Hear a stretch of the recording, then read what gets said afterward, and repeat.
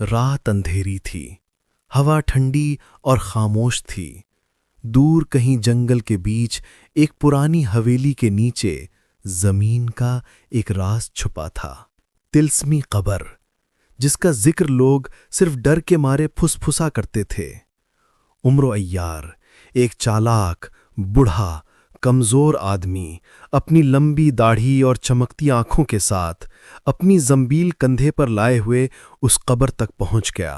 اس کے ہاتھ میں ایک پرانی چمٹا ہوا نقشہ تھا جس پر خون کے داغ اور عجیب الفاظ لکھے تھے: جو اس قبر کو کھولے گا وہ کبھی زندہ واپس نہیں جائے گا۔ عمرو مسکرایا، دیکھتے ہیں یہ قبر مجھے روک سکتی ہے یا نہیں۔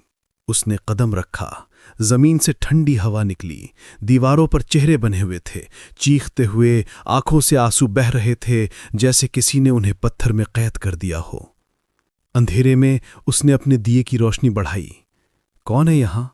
اس نے ہلکی سی آواز میں کہا، مگر جواب صرف ہوا کا رونے کا سر تھا۔ قبر کا دروازہ اس کے سامنے تھا، پرانے پتھروں پر لکھا تھا: خون سے لکھی ہوئی پہیلی کو سمجھو ورنہ زندہ دفن ہو جاؤ گے۔ عمرو ہنس پڑا، میں عمرو عیار ہوں، پہیلیاں میرے لیے کھیل ہیں۔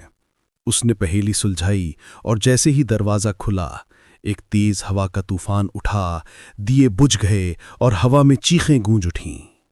دروازے کے اندر سے ایک سایہ ابھرا، لمبا، پتلا، ہڈی جیسا جسم، آنکھوں میں ہری آگ اور چہرے پر مردہ مسکراہٹ۔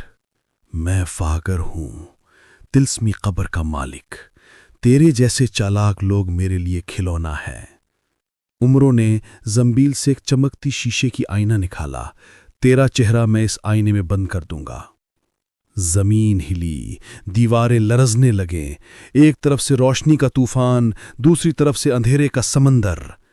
روشنی اور سائے ٹکرائے، چیخیں گونج اٹھیں اور ایک لمحے کے لیے سب خاموش ہو گیا۔ عمرو نے سانس لی اور مسکرایا، کام ختم۔ مگر جیسے ہی وہ مڑ کر نکلنے لگا، ایک سردی سے بھرا مردہ ہاتھ اس کے پاؤں کو پکڑ لیتا ہے اور قبر کے اندر سے ایک آواز آتی ہے: کوئی بھی طلسمی قبر سے زندہ واپس نہیں جاتا۔